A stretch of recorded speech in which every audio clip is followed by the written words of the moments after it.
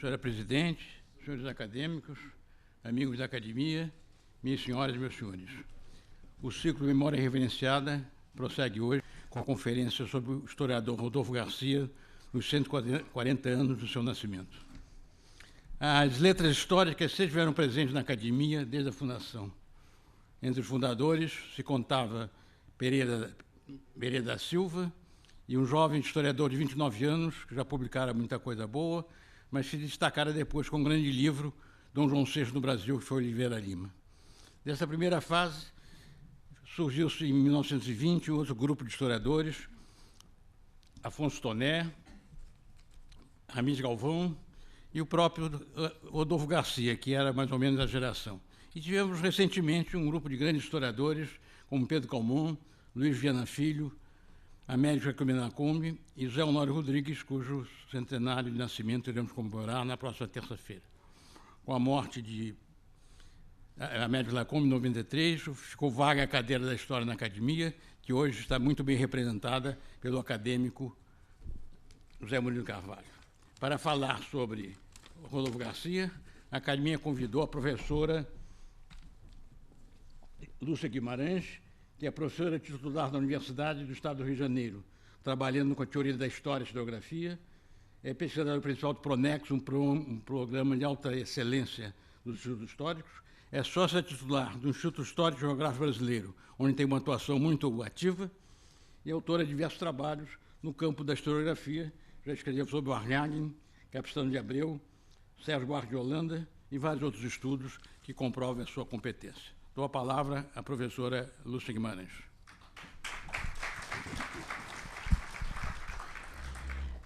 Boa noite. Eu agradeço o convite da Academia, é uma satisfação estar aqui.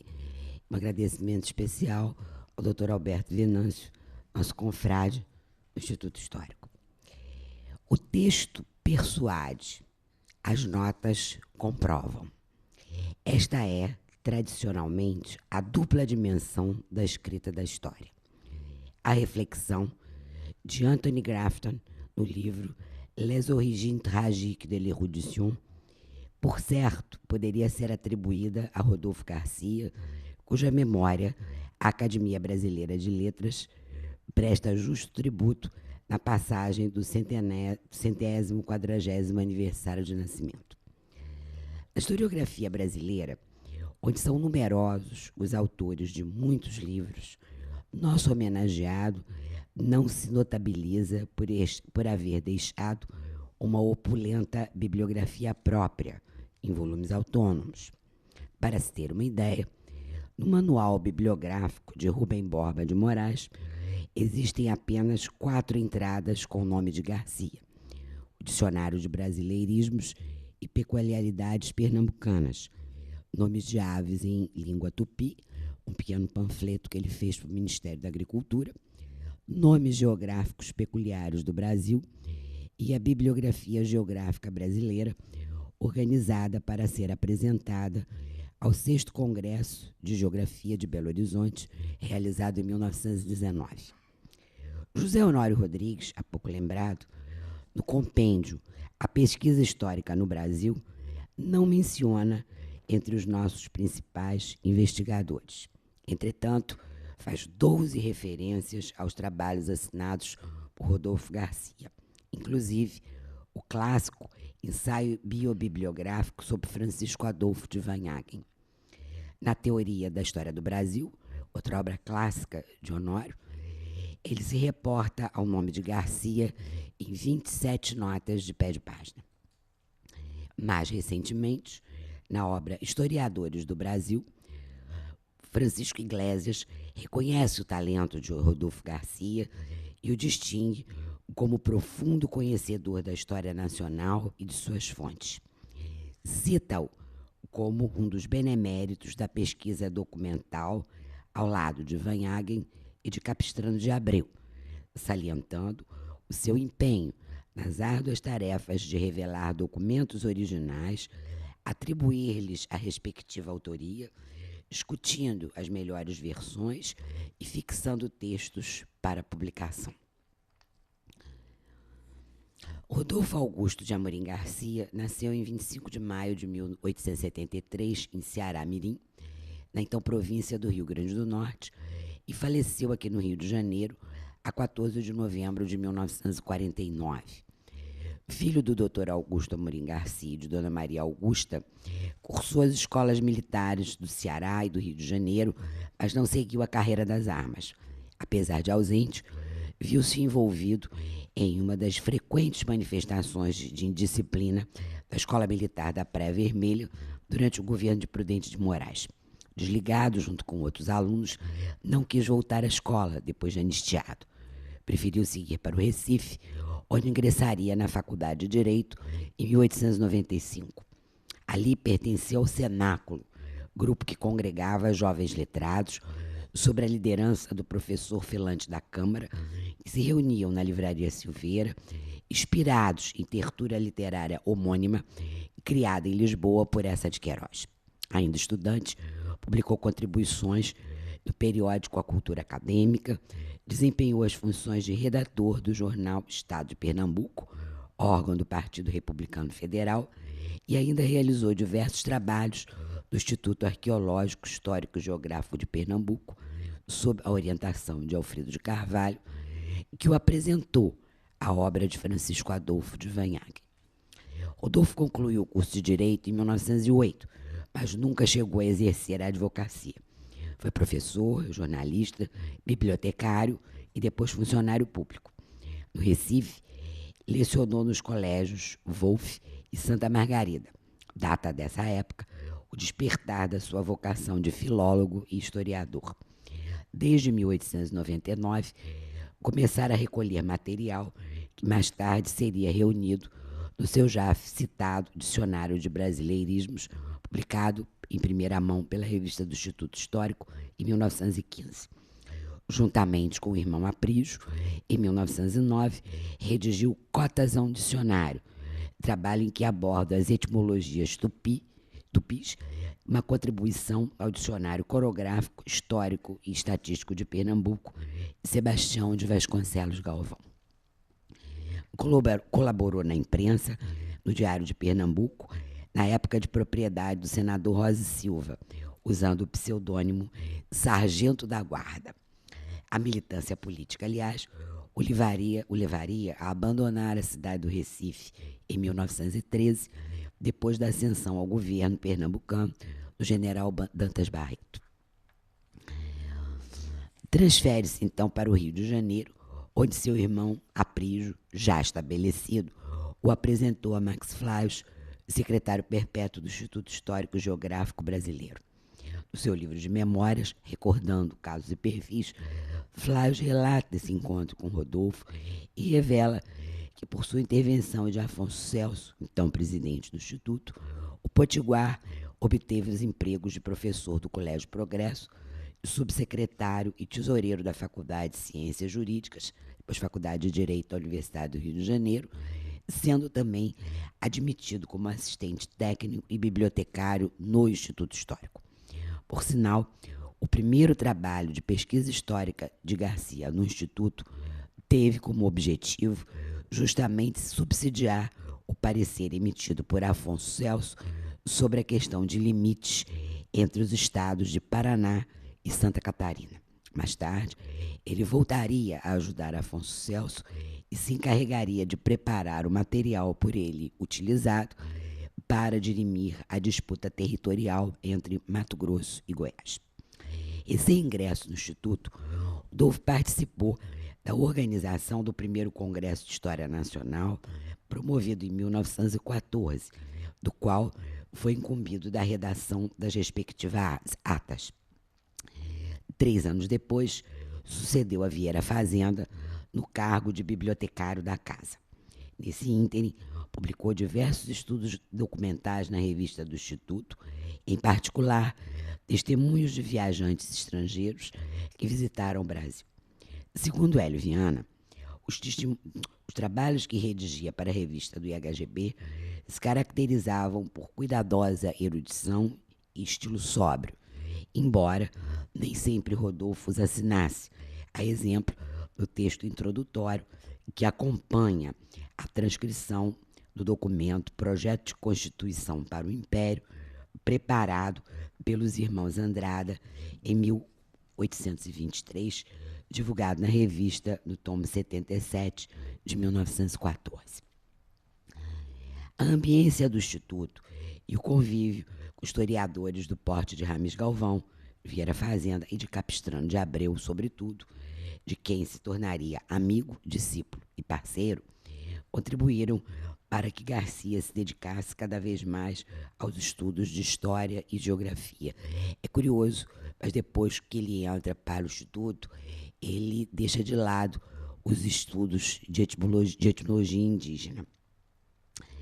Em 1921, seria admitido, ele já trabalhava como bibliotecário, trabalhava também como bibliotecário do Instituto dos Advogados, que funcionava, aliás, no mesmo prédio do Silogeu Brasileiro, e, em 21, ele foi admitido por sugestão de Rames Galvão, que foi quem o apresentou, no quadro Sócios Efetivos do IHGB, e colaborou com 2 alentados capítulos Etnografia Indígena, História das Explorações Científicas no Brasil, do Dicionário Histórico, Geográfico e Etnográfico, editado pelo Instituto para celebrar a passagem do centenário da independência.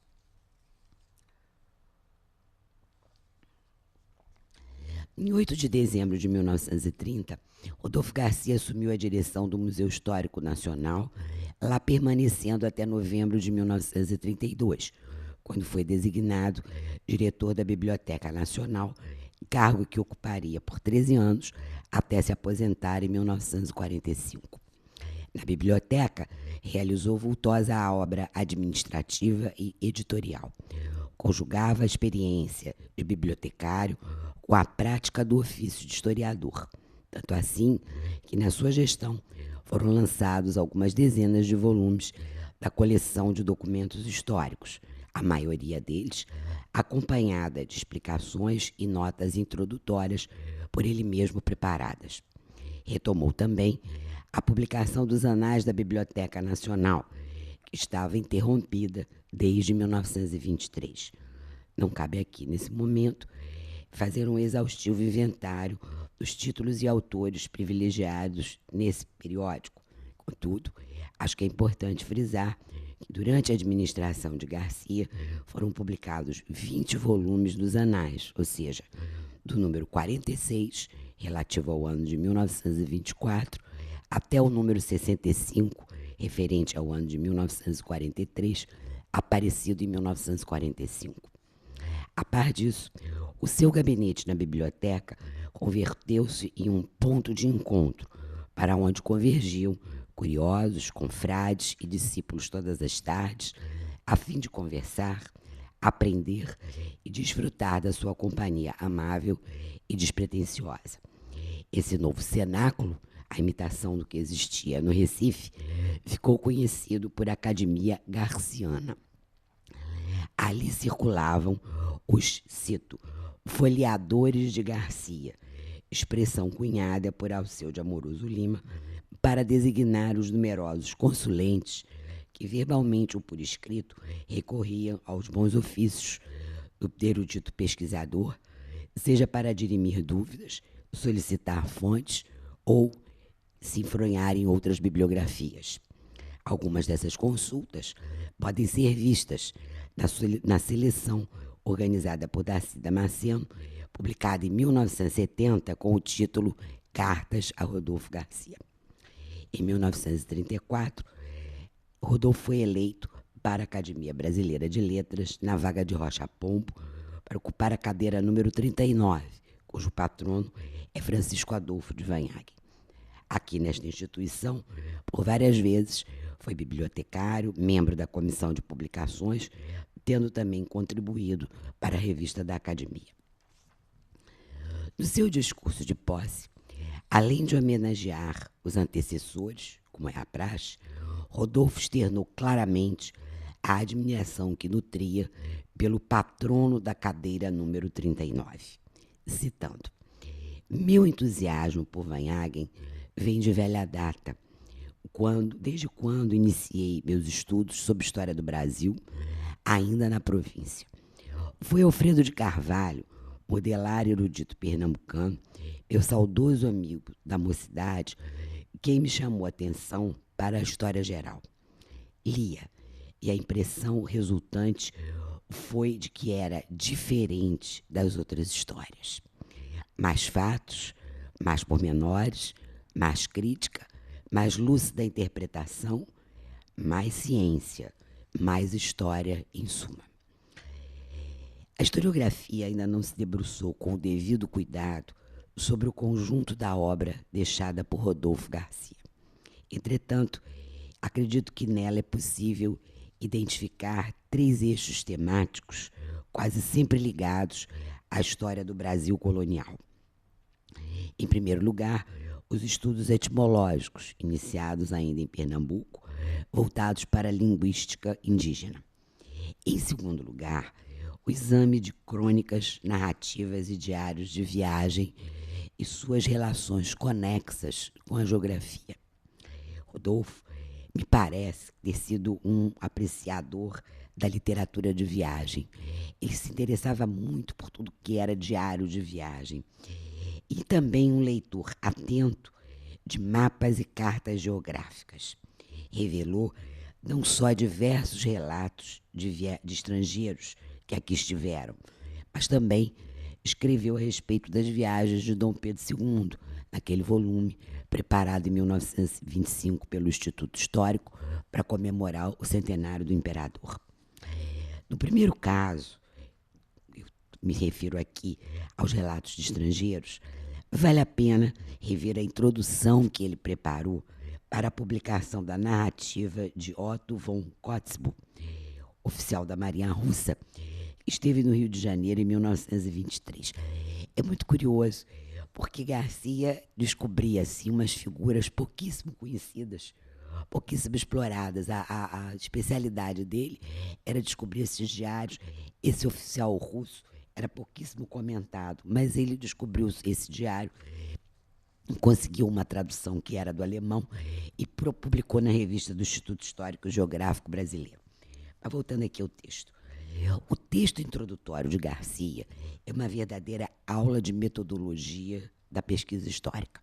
Diz ele: as velhas narrativas de viajantes, com informações apreciáveis para a fixação de determinadas épocas da história dos povos e dos países a que se reportam, apresentam quase sempre o interesse que o estudioso das coisas do passado não deve desdenhar. Isso é muito interessante porque foi escrito em 1916, no momento onde havia uma onda de nacionalismo muito forte, que Maurice Aguillon chama de patriotismo à moda de 1914. Então era tudo para desvendar a pátria, e o Instituto Histórico estava nessa onda de nacionalismo. Talvez por isso Garcia tivesse que explicar tão claro por que era importante o estudioso do passado não desdenhar de um testemunho de um oficial russo. As impressões de um estrangeiro arguto, com a valia de um testemunho pessoal, podem muitas vezes encerrar fatos ou aspectos que, ao observador patrício, tenham passado despercebidas. Rebuscá-las, onde quer que se encontrem, é serviço não desprovido de méritos. Então ele começa já, hoje em dia, nós usamos muito na pesquisa histórica essa documentação, o olhar do outro, né? A gente tem, inclusive, outras ferramentas metodológicas, como o conceito de zona de contato, né, de Mary Louise Pratt, para explicar esse estranhamento. Mas no início do século XX, isso era feito de uma forma muito rara. E ele traz para o primeiro plano esses testemunhos e publica um monte deles, exagero meu, mas uns 10 relatos na revista do Instituto Histórico e Geográfico Brasileiro.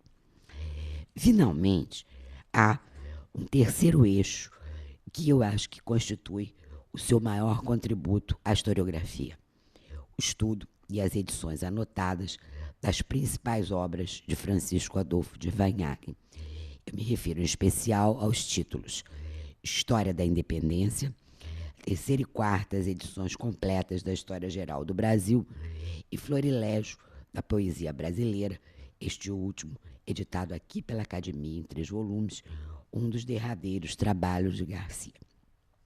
Nessa pequena palestra aqui hoje, eu vou abordar apenas a História Geral do Brasil. Eumano Cardim, sucessor de Rodolfo Garcia nesta casa, o situa como um continuador dos 3 grandes desbravadores da nossa historiografia: o Visconde Porto Seguro, Oliveira Lima e Capistrano de Abreu. No seu entender, tal como eles, Rodolfo fez também história erudita, em que os fatos adequadamente pesquisados superam a filosofia neles contida. Desse modo, procuraria situá-los na verdade oriunda do documento, de forma a colocar a narrativa a salvo de qualquer controvérsia ou suspeita e fornecer ao exegeta a veracidade, o manancial para a interpretação. A preocupação de Rodolfo em apurar a veracidade dos fatos, segundo Eumano Cardim, originara-se no cotidiano da mesa de redação dos jornais pernambucanos. Nesse ponto, vou me permitir discordar da ilustre opinião de Eumano Cardim. Creio que tais preocupações não poderiam ser tributárias do exercício do jornalismo, mas sim do paradigma de escrita da história estabelecido por Francisco Adolfo de Vanhagen. Nesse sentido, eu acho que convém rever as palavras do próprio Visconde no prólogo à 2ª edição da História Geral do Brasil, de 1871.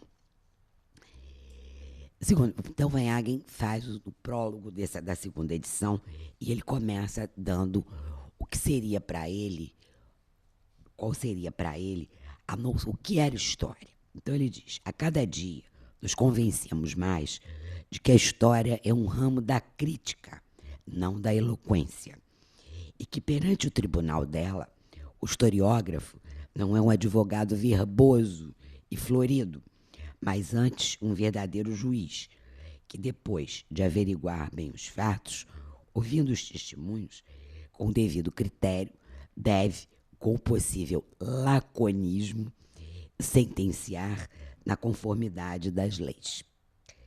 Rodolfo, em seu discurso de posse aqui na Academia, acentua que na virada do século XIX para o XX, tanto na província como no Brasil em geral, fazia-se questão absoluta para que um escrito, um livro pudesse ser lido que tivesse estilo. E por estilo, agora estou citando Rodolfo Garcia, entendia-se a superlativação à maneira de essa de Queiroz. A arte de escrever, segundo Rodolfo, era então complicada e difícil. Em seguida, no mesmo discurso, ele manifesta sua adesão incondicional às premissas sustentadas pelo patrono da cadeira número 39, em 1871. Dizia ele: li e reli por muito prazer o grande livro de Vanhagen, e os meus companheiros, no cenáculo da Livraria Silveira, no Recife, em princípios do século corrente, incluíam no seu Index Librorum Prohibitório, pesadão, maçudo e sem estilo. Diga-se de passagem, a presença desse livro no Index parece que se perpetuou, pois na universidade, hoje, meus alunos o abominam e nem sequer conhecem a sua capa. Na minha geração, também não era muito diferente, apesar dos esforços do professor Hélio Viana, que sempre o mencionava em suas aulas. Devo confessar, inclusive, que só mais tarde, mais velha, mais amadurecida, pude contextualizar a obra do Visconde e compreender o seu alcance. Seja como for, o fascínio do nosso homenageado por Vanhagen cresceu ao longo dos anos, à medida que melhor o conhecia, através da sua copiosa bibliografia, conforme ele mesmo aponta. E aí é o testemunho do Rodolfo. Quando os bons fados, pela mão amiga desse velhinho boníssimo que foi ver a fazenda, no salão de leitura do Instituto Histórico, permitiram que me acercasse de Capistrano de Abreu, das primeiras indagações que Capistrano me fez foi a propósito de Vanhagen. Capistrano, como se sabe, nutria sentimentos contraditórios em relação ao Visconde de Porto Seguro. Por um lado, o admirava e enaltecia o seu esforço em devassar os arquivos europeus. Por outro, censurava-lhe a falta de espírito plástico para com os índios, o desconhecimento das modernas ciências sociais, além de criticar o seu estilo pouco atraente. Chegou mesmo a dizer que a leitura de certas passagens da história geral do Brasil lhe causava sono. E, por vezes, anunciou a intenção de escrever uma obra de fôlego que deveria superar a do Visconde. Rodolfo, como já se viu, não fazia quaisquer restrições a Vanhagen. Talvez por esse motivo tenha se empenhado tanto para levar a cabo a tarefa da reedição anotada da História Geral do Brasil, iniciada em 1906 por Capistrano de Abreu, mas que ficou inconclusa por causa do incêndio que consumiu cerca de 2/3 da obra. Esse terço da obra que saiu é considerado uma edição rara. Eu nunca vi, mas eu já li uma série de autores que falam que esse pedaço, quando a gráfica pegou fogo, havia uma parte do livro pronta. E essa parte, então, se tornou uma obra raríssima. Eu estou com vontade de ir a São Paulo, ver se a Biblioteca Mindlin possui esse exemplar. O historiador François Hartog sugere que os prefácios constituem pontos de observação privilegiados, a partir dos quais podem ser apreendidas as configurações de um dado projeto historiográfico, além de apresentarem, cito, verdadeiros discursos do método. A percepção de Hartog, os prefácios são espaços de acerto de contas, nos quais se confessam ou se ignoram as relações com uma determinada cultura histórica, em sentido preciso ou amplo, a qual se busca autorização ou crédito. Ora, no prefácio da terceira edição da História Geral, lançada em 1927 pela Companhia Melhoramentos de São Paulo, Rodolfo esboça pedagogicamente esses detalhes. Ele aponta a contribuição de Capistrano de Abreu àquele projeto historiográfico, mas explica, por outro lado, a nova organização que dera à obra, justificando-a. Diz ele, no seu prefácio, a História Geral do Brasil sai agora dividida em 5 volumes, cada um dos quais acompanham índices alfabéticos e de matéria para maior facilidade de consulta. Então, ele já mudou a organização do livro, introduzindo índices alfabéticos e índices de matéria. Aí vem outra modificação, algumas estampas e retratos, além dos que figuraram anteriormente, ilustram essa edição. Vai fazer mais uma mudança. Os acréscimos e supressões que o autor pretendera se fizessem no texto são fielmente observados. No entanto, ele adverte: correções de datas, nomes e outras correm à conta da atual revisão, que para elas não julgou mister provocar em nota especial a atenção dos leitores. O que significa isso? Significa dizer que no corpo do texto as autorias se mesclam.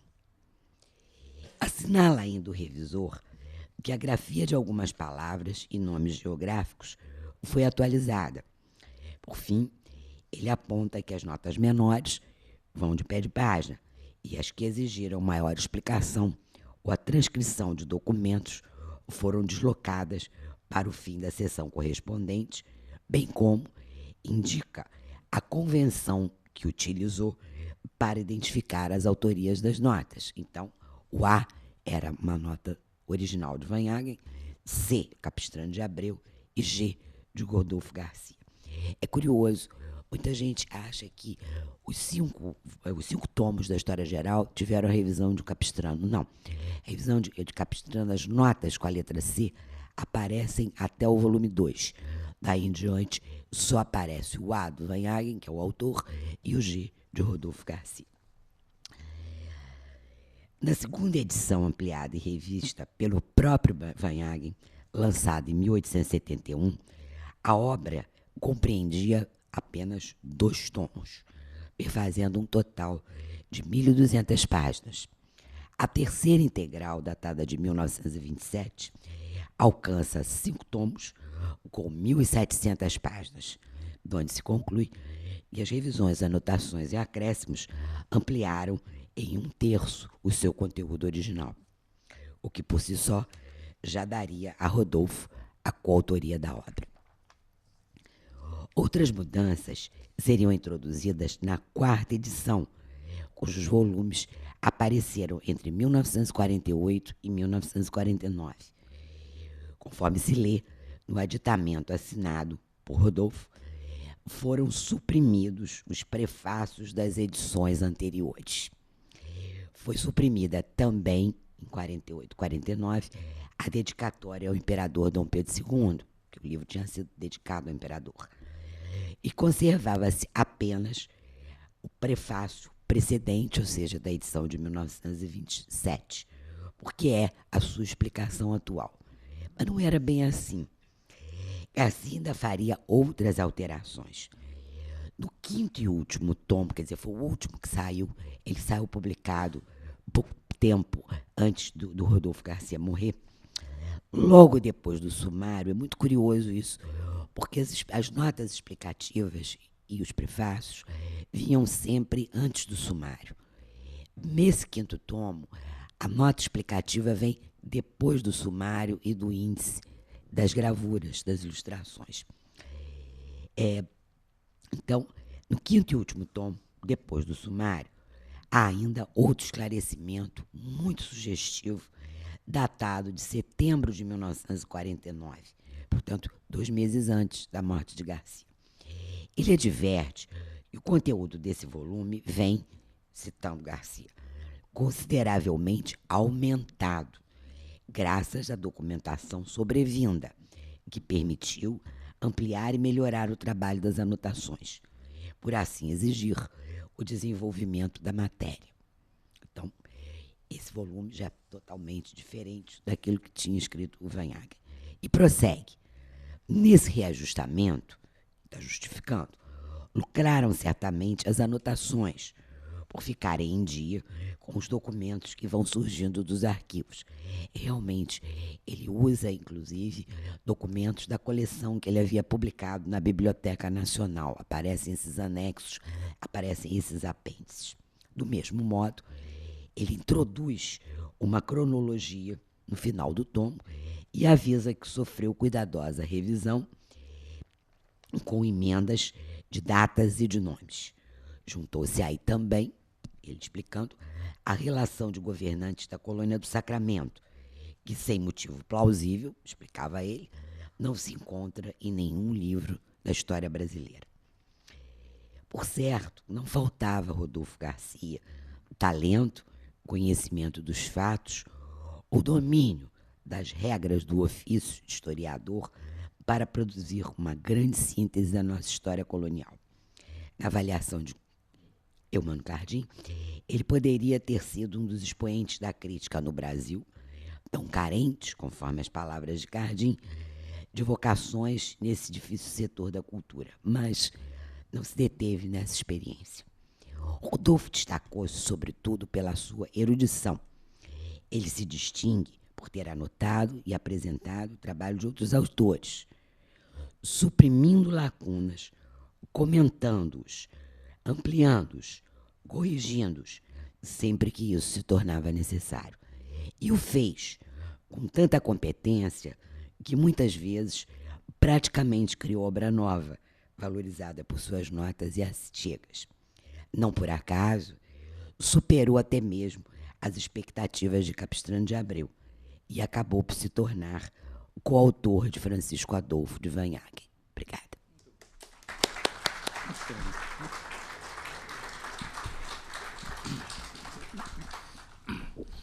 Quero agradecer à professora Dulce Guimarães a conferência primorosa que fez, destacando os aspectos principais da vida e da obra de Rodolfo Garcia. Não caberia em mim fazer nenhum resumo, mas quero destacar 2 fatos completando essa magnífica exposição. O primeiro deles é para mostrar o apreço que a Capistrano de Abreu tinha por Rodolfo Garcia. Em 1923, Afrânio Peixoto assumiu a presidência da Academia e criou uma biblioteca que hoje chama-se Coleção Afrânio Peixoto. Estabeleceu uma linha de trabalho, que era de literatura, da qual ele próprio se organizou, e criou uma linha de história, e pediu a colaboração de Capistrano de Abreu. Capistrano de Abreu estava empenhado em estudos de linguagens indígenas e indicou o nome de Rodolfo Garcia. E Rodolfo Garcia foi responsável por um período bastante grande, a reedição de obras fundamentais da cultura brasileira, da história brasileira, fazendo, como disse a professora, prefácios, anotações, notas, né, como o Compêndio de Peregrino da América, História da Província de São Paulo, Diálogos das Grandezas do Brasil e vários outros. De modo que foi a contribuição da Academia por Rodolfo Garcia por indicação de Capistrano de Abreu. A professora também se referiu à Academia Garciana, nome que ele não gostava, porque ele era uma pessoa muito modesta e tímida, e que participavam acadêmicos e não acadêmicos, inclusive um jovem escritor, o nosso saudoso confrade José Montello, que colaborava na administração da Biblioteca Nacional. E no diário de José Montello, há episódios muito interessantes relatando a atuação de Rodolfo Garcia, e eu vou citar apenas um que revela o seu espírito de erudição, seu espírito de pesquisa. Certo dia, José Montello entra no gabinete de Rodolfo Garcia e está pondo um charuto. É impressionante, naquela época, um diretor de uma partição de livros de coisas antigas fumava um charuto, mas era o que acontecia. Encontrou o Rodolfo Garcia muito contente, falando, e José disse: doutor Garcia, o que houve? Descobri o último nome da moça que vinha de Portugal para se casar com os súditos. Hoje em dia a gente desconhece quem era o nome dessa moça, mas há que louvar a capacidade de erudição e de pesquisa de Rodolfo Garcia e, sobretudo, a magnífica conferência da professora Dulce Guimarães. Não tem nada para... Mas tenho que fazer os avisos da próxima semana.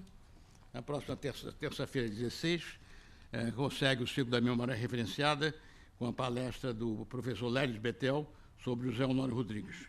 E no dia 12, sexta-feira, no cinema da BI, o filme O Paciente Inglês. Agradecendo mais uma vez a colaboração da professora Dulce Guimarães, declaro encerrada a sessão.